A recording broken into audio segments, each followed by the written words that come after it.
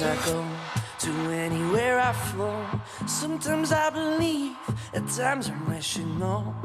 I can fly high, I can go low. Today I got a million, tomorrow I don't know. Bonjour à tous, je suis ravie de vous retrouver sur Eurosport avec la première manche de la Coupe de France PMU, le Grand Prix de la Marseillaise. À mes côtés, un des favoris de l'épreuve, Romain Bardet. Bonjour Romain, comment s'est passé ton hiver ?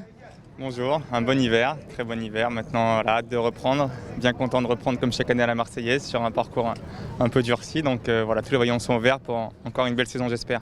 Alors la reprise, c'est toujours un moment un peu particulier dans la carrière. On est content, mais aussi un peu stressé de ne pas savoir où on en est. C'est la rentrée des classes, c'est vrai que cette incertitude, je pense, est partagée par l'ensemble du peloton. Donc c'est vrai que voilà, on a hâte de mettre un dossard, de voir un petit peu où on en est, même si les échéances sont un peu plus lointaines. Petite nouveauté cette année, le final a changé, c'est plus dur et ça, c'est pas pour vous déplaire. Non, c'est bien, c'est vrai qu'on a l'habitude d'arriver à une grosse cinquantaine de coureurs proche du stade Vélodrome. Là, cette année, j'espère que la course va se décompter un peu plus tôt et peut-être de plus grosses offensives, donc tant mieux pour nous. Cette année, AG2R a aligné une très belle équipe, vous avez plusieurs cartes à jouer. Oui, on a des belles cartes, toujours voilà, Samuel qui connaît bien l'épreuve, moi-même aussi, ma 5e participation, Michael Chérel et j'en passe. Donc c'est une équipe compétitive portée vers l'attaque et voilà, j'espère qu'on pourra peut-être triompher et ne pas avoir cette malédiction de la Marseillaise. Merci beaucoup Romain, bonne rentrée des classes alors. Et puis nous maintenant c'est l'heure d'aller voir d'autres favoris et vous verrez, ils sont nombreux. Pour la première course de la saison en France, le Grand Prix de la Marseillaise a comme chaque année réuni un plateau de choix. Parmi les coureurs au départ, un vainqueur d'étape sur le dernier Tour de France et pas n'importe quelle étape puisque c'était à l'Alpe d'Huez, Thibaut Pinot. Un bon hiver, comme tout le monde, je pense, des conditions plutôt bonnes. On s'est tous bien entraînés, je pense que ça va rouler vite en début de saison. Ouais. Je suis motivé, parce que c'est une belle course, en plus ils l'ont durci, donc voilà, la Marseillaise ça devient un des plus beaux parcours en France sur une course d'une journée, donc là, sur les crêtes là, ça va être beau, ça va être sympa. Ouais. Il portait la saison dernière les couleurs d'IAM Cycling. Il est revenu à ses premiers amours et rejoint la formation de Jean-René Bernaudot pour cette nouvelle saison. À 36 ans, Sylvain Chavanel reste plein d'ambition et sera le capitaine de route de l'équipe Direct Énergie. Il ne faut pas oublier que c'est Jean-René qui m'a lancé dans le milieu professionnel et puis c'est un clin d'œil. En fait, Jean-René il a des valeurs et les valeurs qu'il a, c'est les miennes. Donc on se ressemble tous les deux et finir à ses côtés, c'est quelque chose de très bien pour moi et très important. C'est vrai qu'en plus, l'équipe qu'on a à la Marseillaise, c'est beaucoup de néophytes. Beaucoup, c'est leur première course professionnelle, donc ils sont tous excités. Et pour ma part aussi, d'être dans un groupe comme celui-là, ça me permet de faire une seconde carrière, entre guillemets. Et je suis très heureux d'être parmi tout le monde sur le Grand Prix de la Marseillaise. Je ne veux pas me gêner, après c'est pas le pic de forme que je cherche dans la saison. Je pense être vraiment bien sur Paris-Nice et les classiques, comme j'ai l'habitude de faire depuis quelques années. Mais dès que j'ai un dossard sur le dos, je fais la course malgré ma condition que j'ai du moment. Son ancien équipier chez IAM, Jérôme Coppel, est lui aussi présent au départ, champion de France du contre-la-montre et 3e des championnats du monde du chrono en septembre dernier. Coppel est prêt et comme l'ensemble du peloton, a profité d'un hiver doux et de conditions parfaites pour se préparer. La préparation était bonne, on a eu des bonnes conditions, donc je pense que tout le monde a bien roulé et que aujourd'hui ça va rouler très vite. Je pense qu'il va y avoir de grosses différences de niveau, même si cette année ça sera un peu nivelé avec la météo qu'on a eue, tout le monde a pu rouler correctement. Maintenant, c'est surtout le parcours, la nouvelle bosse qui va changer la donne, je pense, le vent. Donc, je pense qu'on peut assister à une course différente des autres années. Ouais. Il n'y a pas de leader, chacun aura un peu sa chance. On a Henrik qui va vite au sprint, donc on va essayer de regarder comment il va passer les bosses. Et après, nous, on aura chacun notre chance pour essayer de suivre les coups. Les Tony Galopin, Romain Bardet, Thibaut Pinot qui vont sûrement tenter d'un peu plus loin. Donc, il faudra qu'on soit là pour suivre. Parmi les autres formations au départ, l'équipe locale d'Elco Marseille-Provence KTM avec de nouveaux visages, ceux de Romain Combo ou encore de l'Argentin, Daniel Diaz. Les formations Roubaix-Lille Métropole ainsi que l'équipe cycliste de l'Armée de Terre sont présentes également. La formation Fortunéo Vital Concept qui avait remporté le classement par équipe la saison dernière, l'équipe Cofidis de Nasser Boigny absent aujourd'hui, mais aussi des formations étrangères. Avec un autre prétendant à la victoire, Tony Galopin. Bonjour Tony. Alors l'année dernière, c'est ton équipe qui s'imposait ici, la Lotto Soudal. Cette année, on recommence ? On aimerait bien, mais bon, on sait que ça va pas être évident. On a une bonne équipe, l'hiver a été bon, mais voilà, c'est la première, on sait jamais trop où on est. Donc voilà, on va faire le maximum. C'est sûr que commencer par une victoire, ça serait formidable. Le parcours est très compliqué, mais il y a aussi beaucoup de vent. Est-ce que ça aura son importance ? C'est vrai que le vent à la Marseillaise, c'est quand même important. On voit dans le final qu'un gros vent de face favorise les sprinteurs. Maintenant, il y a une nouvelle bosse avant, donc ça va faire une plus grosse sélection. Mais une chose est sûre, dans la dernière bosse, dans la Ginesse, ça va être compliqué de faire la décision s'il y a un gros vent de face. Clairement, l'objectif, c'est quoi? C'est de reprendre la saison tranquillement ou d'aller chercher déjà un résultat? Déjà, faire une bonne reprise. Après, comme je dis, un résultat, c'est toujours bien, mais voilà, on sait que c'est pas évident. Après, si le résultat est là, c'est toujours une bonne chose. Mais je veux dire, le principal, c'est de se rassurer. Et voilà, si on peut tirer un bon bilan à la fin de la journée, ce serait super. Donc une reprise sans pression, mais quand même avec un beau dossard, hein, ça fait toujours plaisir. Bah ouais, c'est vrai que c'est sympa. Donc voilà, c'est mon coéquipier qui m'avait gagné l'an passé. Donc voilà, ça serait bien de le garder encore pour l'année prochaine. Merci Tony, je te laisse filer parce que le Grand Prix de la Marseillaise, c'est parti. Tony Galopin qui porte le dossard numéro 1 puisque l'an dernier, c'est un coureur de l'équipe Lotto Soudal, Pim Lichtart, qui s'était imposé. C'est parti, le coup d'envoi de la saison 2016 en France est donné. Les 141 coureurs présents au départ s'élancent depuis le conseil départemental des Bouches-du-Rhône. A noter un nom partant sur la ligne, il s'agit du dossard 152 Jonathan Brain, le coureur de la formation Véran Classique. Une nouveauté dans le parcours de cette édition de la Marseillaise avec une difficulté qui pourrait bien mettre à mal les sprinteurs. Le col des Crêtes par le Cap Canaille, soit 6 km d'ascension avec un sommet placé à 27 km de l'arrivée. Une difficulté juste avant le col de la Gineste. Il est 13h, le départ réel est donné depuis Aloche. On va très rapidement assister aux premières offensives. Et le premier justement à se mettre en évidence, c'est Hugo Hofstetter pour la formation Cofidis. Il est en jambes, lui qui dispute déjà sa 3e course de la saison puisqu'il était en Espagne 2 jours plus tôt.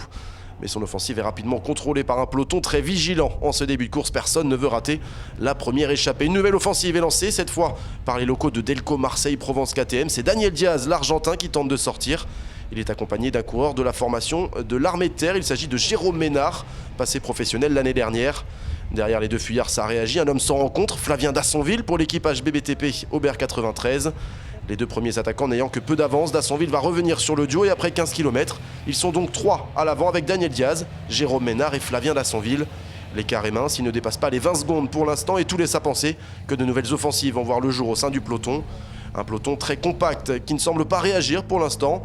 On aperçoit même les maillots de Delco Marseille Provence KTM essayer d'imposer un faux rythme à l'avant pour protéger leur Argentin Daniel Diaz, présent dans l'échappée qui possède désormais une trentaine de secondes d'avance. À la faveur d'une descente, un homme tente sa chance pour revenir sur l'échappée du jour. C'est Jérôme Cousin, l'ancien pensionnaire de la formation Europcar, passé chez Cofidis à l'intersaison. Il se met déjà en évidence, lui qui s'est classé 4e de la 7e étape de la Vuelta l'an dernier. Se dit qu'il y a peut-être un coup à jouer sur un parcours difficile et dans une région qu'il affectionne puisqu'il avait pris la 2e place de l'étoile de Bessèges, c'était en 2013. Ils sont donc désormais 4 à l'avant de la course. Des échappés qui possèdent 1 minute d'avance sur le peloton après 25 km de course seulement. Avec la difficulté ajoutée en fin de parcours, les échappés ont davantage de chances d'aller au bout cette année. On va le voir, de nouvelles attaques interviennent en tête de peloton avec 2 hommes qui s'extirpent. Jasper Bovnus, le néerlandais de la formation An Post Chain Reaction, et Christophe Prémont pour l'équipe Verandas Willem Cycling Team. Mais l'entente est loin d'être parfaite entre les 2 hommes.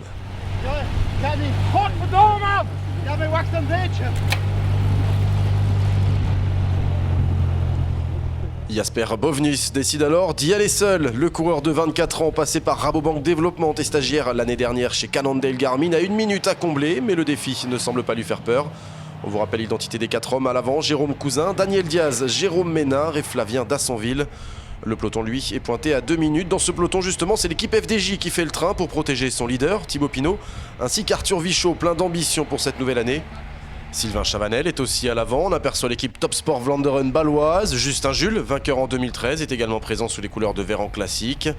Tony Galopin, le dossard numéro 1, reste lui aussi très vigilant.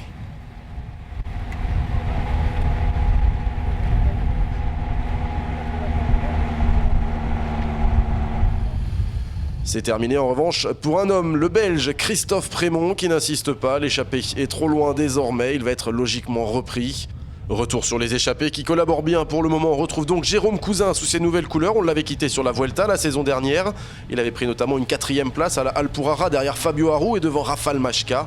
Après 5 années chez Europcar, il rebondit donc au sein de la formation d'Yvon Sanquer cette année. Dans cette échappée également présent, Daniel Diaz, le coureur argentin, de retour sous les couleurs marseillaises après un bref passage en 2011. Un palmarès déjà bien garni pour lui, qui a déjà remporté notamment à 2 reprises le Tour de San Luis, c'était en 2013 et 2015. Flavien Dassonville, 2e du Trobroléo en 2014, 8e des boucles de la Mayenne la même année. Jérôme Ménard, 8e du Tour du Doubs l'an passé, 5e du Rhône-Alpes Isère Tour également, qui porte lui les couleurs de l'armée de terre. Les 4 hommes sont au sommet du pas de la Coëlle après avoir parcouru 39 km dans la première heure de course. Daniel Diaz accélère au sommet et prend les points de la montagne. Il y aura 3 GPM au programme de cette course, longue de 143 km 800. Il devance Flavien Dassonville et Jérôme Ménard. Les 4 hommes de tête et le peloton sont désormais dans la descente du pas de la Coëlle. La météo est idéale pour une reprise, même si on voit le ciel s'assombrir en altitude et les températures descendre légèrement. On retrouve Jasper Bovnis au kilomètre 50, toujours intercalé entre l'échappée et le peloton. Le rouleur néerlandais n'est plus qu'à 25 secondes maintenant de la tête de course. Derrière lui, le peloton est toujours emmené par la formation FDJ qui verrouille la course puisque les échappés n'ont que 2 minutes 30 d'avance et cet écart semble convenir aux hommes de Marc Madiot. À l'approche de la 2e difficulté du jour, les équipes sont prêtes à en découdre à l'image de Roubaix-Lille Métropole. Baptiste Plancart est là également sous ses nouvelles couleurs, lui qui évoluait pour la formation nordiste l'année dernière et qui évolue maintenant pour la formation Wallonie-Bruxelles. Jasper Bovnis, au prix d'un bel effort, revient enfin sur les 4 hommes de tête, juste au pied du col de l'Espigoulier. Il est parvenu à boucher un trou d'1 minute, il va falloir récupérer pour lui maintenant avant la prochaine ascension. D'autant que cette difficulté pourrait bien voir la fin de l'échappée si la collaboration n'est pas bonne.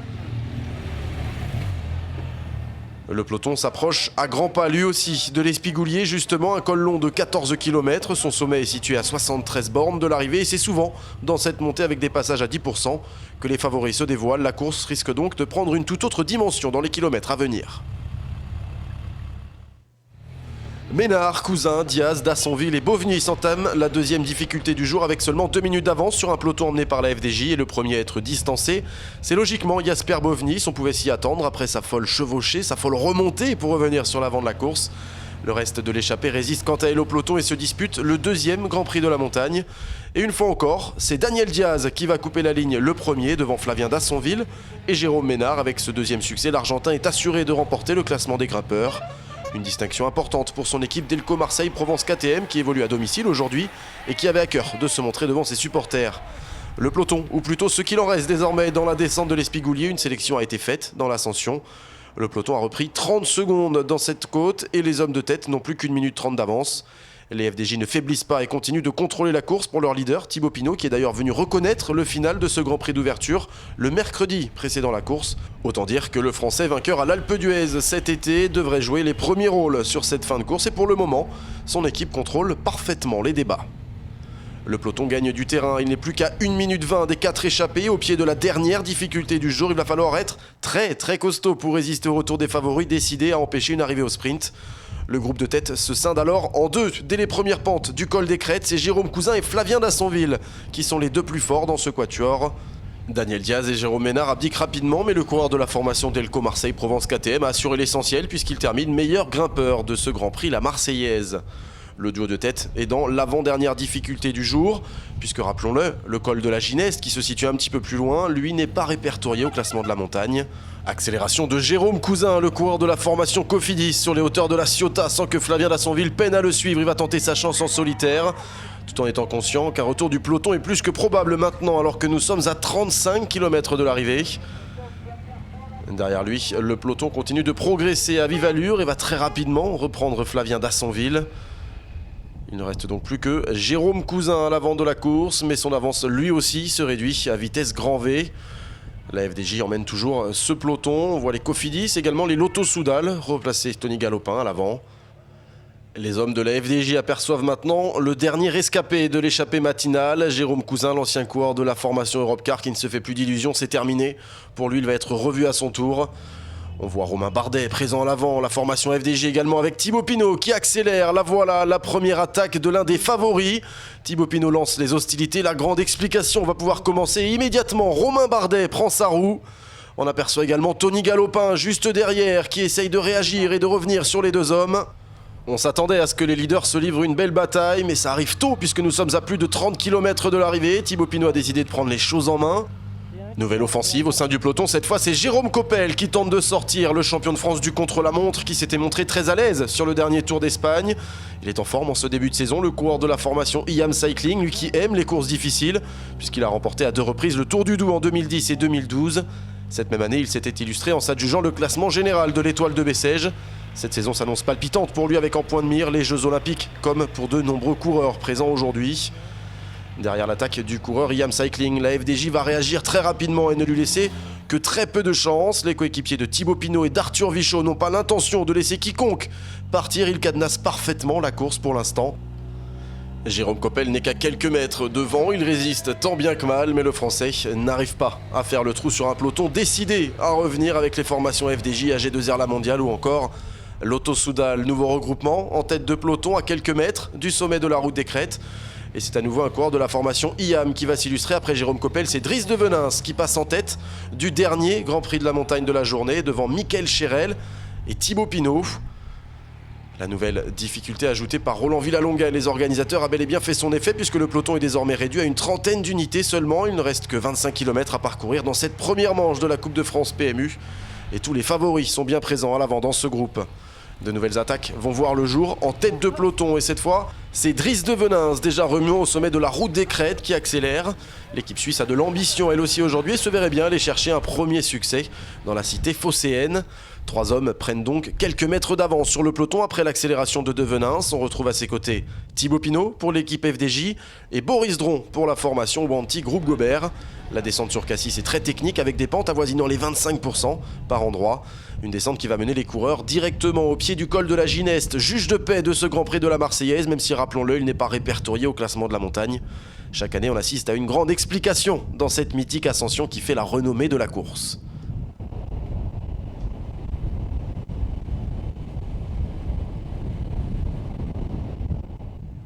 Nous y sommes, c'est le moment de vérité. C'est Thibaut Pinot qui est de nouveau à l'attaque dès le pied de l'ascension. Le Français emmène avec lui 2 coureurs dans sa roue, Driss de Venins donc toujours à l'avant et Boris Dron pour Wanty Groupe Gobert. Derrière ce trio, un groupe de 5 se détache. Il y a Rémi Di Gregorio pour Delco Marseille Provence KTM, Hugo Houle et Hubert Dupont pour AG2R La Mondiale, Jérôme Bonis pour Wanty Groupe Gobert et Jonathan Fumeau pour IAM Cycling. Nouvelle accélération de Thibaut Pinot. Boris Dron, lui, n'arrive pas à suivre. Driss de Venins réagit immédiatement et bouche le trou. Nous sommes à une dizaine de kilomètres de l'arrivée maintenant et les 2 hommes de tête, malgré un vent défavorable, vont rapidement réussir à prendre une vingtaine de secondes d'avance. Thibaut Pinot et Driss de Venins qui se concertent, qui regardent derrière. Boris Dron est beaucoup plus loin, il ne reviendra pas maintenant. Il tente de s'accrocher, le coureur de l'équipe Wanty Groupe Gobert, c'est difficile pour lui. L'entente est bonne entre les 2 hommes, entre Thibaut Pinot et Driss de Venins, désormais seul en tête de ce Grand Prix la Marseillaise. Le leader de la formation FDJ a reconnu l'arrivée 3 jours avant la course. Il savait parfaitement où placer son attaque, mais ne s'attendait peut-être pas à ce que Driss de Venins saute dans sa roue. Le coureur belge, ancien pensionnaire de la formation Omega Pharma Quick-Step, s'était illustré en fin de saison dernière sur l'Eurométropole Tour. Il avait pris notamment la 4e place du prologue, remporté, rappelons-le, par Alexis Goujard. Cette fin de course s'annonce passionnante et si la bonne entente entre les 2 hommes continue, il pourrait se disputer la victoire finale sur le boulevard Michelet à Marseille. Derrière, la chasse est complètement désorganisée. 2 hommes vont s'extirper. On retrouve le luxembourgeois de l'équipe AG2R La Mondiale, Ben Gastauer, qui essaie de boucher le trou. Mais avec lui, on retrouve Arthur Vichot, qui défend les intérêts de Pinot, son leader évidemment. La FDJ manœuvre parfaitement dans cette course et espère bien s'imposer avec Thibaut Pinot qui continue de faire course en tête. Arthur Vichot empêche pour le moment parfaitement Ben Gastauer de revenir. Le champion de France 2013 remplit son rôle d'équipier à merveille. Les 2 coureurs de tête basculent en tête du col de la Gineste. Il ne reste plus que 9 km désormais à parcourir, mais leur avance ne dépasse pas les 30 secondes. Ça va être compliqué, ça revient fort derrière.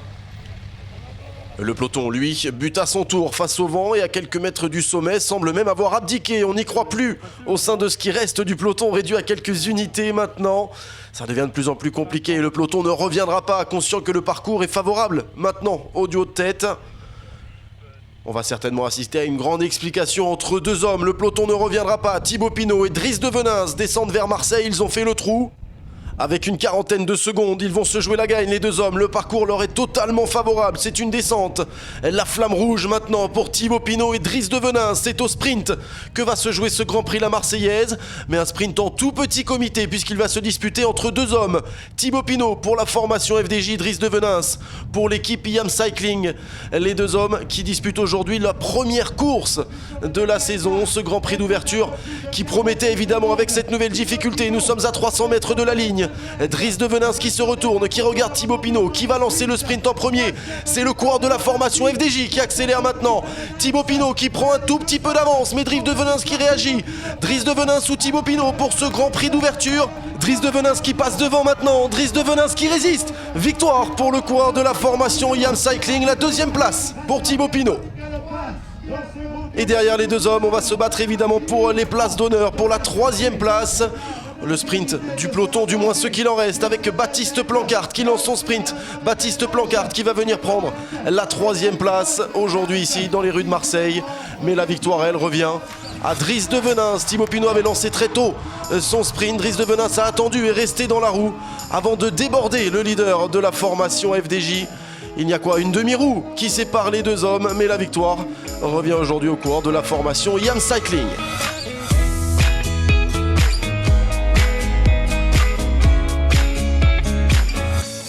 « 2397 comme le nombre de jours qui séparait Driss de Venins de son dernier succès. Il n'avait plus levé les bras depuis juillet 2009 et une victoire d'étape sur le Tour d'Autriche à Marseille. Il s'offre la première course en France de l'année 2016. Oui, toute la journée, on a roulé bien vite. Et sur le dernier boss, ça a attaqué quelques coureurs, un autre. Il y avait beaucoup de vent, c'était très dur. C'est quand même une victoire émotionnelle pour moi. Ça fait longtemps que j'ai gagné. Et pour être là avec Thibaut Pinot, à deux, on a bien travaillé ensemble. Donc j'ai gagné, je suis très content. C'est normal qu'un peloton qui a plus grand masse, qui vient dans le descente, qui revient un peu, mais dans la partie où on a dû rouler, on était plus fort que le peloton, donc ça y est. La nouvelle difficulté instaurée par les organisateurs aura donc fait ses preuves. Le nouveau juge de paix de la Marseillaise se nomme la Route des Crêtes. Le peloton en petit comité s'est disputé la troisième place et derrière Baptiste Plancart, on retrouve Ryan Anderson en 5e position, Arthur Vichot est 7e, Tony Galopin 8e. C'est défavorable dans le final le vent, donc comme ça reste groupé, sauf les deux qui restaient devant, mais pour moi c'est mieux comme ça, sinon ça roule trop vite. Avant la course j'avais un peu en doute si la forme est bien, mais maintenant j'ai prouvé la forme est bien. Malheureusement c'est que 3e et pas la victoire. Est-ce que le classement de la Coupe de France peut être un objectif encore cette année ? Avant non, parce que je pensais que c'est que pour le français ou pour les coureurs dans une équipe française. Et puis cette année ça a changé, mais pour l'instant pas. Après des courses en avril et mai, on verra voir si je suis encore bien placé. Mais pour l'instant je vais voir course par course. Driss de Venins devient donc le premier leader du classement général. C'est une nouveauté. Cette année, tous les coureurs, qu'ils soient dans une équipe française ou non, marquent des points au classement général. Il devance donc Thibaut Pinot. Parmi les hommes qui se sont mis en évidence sur cette première manche de la Coupe de France PMU, Jérôme Cousin. De l'échappée matinale, il a été le dernier à être repris, des débuts plus qu'encourageants sous ses nouvelles couleurs. On avait pour consigne de faire la course. Après, la Marseillaise de cette année, c'était pas celle des années précédentes avec le nouveau final. Donc moi je voulais prendre les devants, prendre un petit peu d'avance avant l'emballage final et puis pourquoi pas après arriver dans un groupe pour la gagne et puis les efforts faits en début d'année ils vont payer un peu plus tard. Je crois qu'on n'a jamais eu plus de 3 minutes d'avance donc avec un final comme ça, le vent qu'on avait souvent de face, c'est pas d'idée, de fausses idées. Je pense que ça fait du bien de changer d'air de temps en temps, ça met des nouveaux challenges, on remet la barre un peu plus haute. Et donc là, dans la nouvelle équipe Cofidis, j'intègre une nouvelle équipe avec des nouveaux coureurs, un nouveau staff, c'est des nouveaux repères, il faut refaire ses preuves et ça reste un challenge intéressant. Pour l'instant, tout se passe bien. Au classement par équipe, grâce aux 2e et 7e places respectivement décrochées par Thibaut Pinot et Arthur Vichot, la FDJ prend les commandes. Derrière elle, on retrouve Direct Energy et AG2R La Mondiale. Avec Thibaut Pinot, 2e aujourd'hui, il n'y avait rien à faire face à De Venins. Ouais, si, il y avait quand même à faire. Ça se joue à pas grand chose. Voilà, une demi-roue, une roue, je crois. Donc c'est dommage parce que de faire 2e, c'est frustrant. Ouais. C'est frustrant, mais en même temps, les sensations sont là. Ouais, les sensations sont là, c'est important. Voilà, j'ai fait une belle course. Il manque pas grand chose pour gagner la première course, ça aurait été bien. Ouais. La FDJ a vraiment fait un gros boulot, ils ont roulé toute la course. Ouais, voilà, on avait prévu de rouler d'entrée pour bien contrôler, pour Arthur ou pour moi. Donc ouais, ils ont fait un super boulot et ça aurait été bien de concrétiser pour eux. Ouais. C'était prévu d'attaquer dans la nouvelle difficulté, c'était bien en tout cas pour toi. Ouais, je savais que voilà, j'ai attaqué sur la partie qui fait mal, on va dire sur le plateau où il y a du vent, où voilà, je savais que ça ferait peut-être encore plus mal que la montée raide, donc voilà, j'ai attaqué au bon moment je pense. Après vent de face, dès qu'il y a un écart, c'est dur de rentrer. Ouais. La suite du programme maintenant pour Thibaut, c'est quoi? Mercredi, l'étoile de Bessèges. Et ensuite? Ensuite, Toul d'Algarve et puis Dromardèche et puis Tirreno. Merci Thibaut et merci à vous de nous avoir suivis. Je vous dis à très bientôt pour la deuxième manche de la Coupe de France PMU. Ça sera la classique Loire-Atlantique. À bientôt, ciao.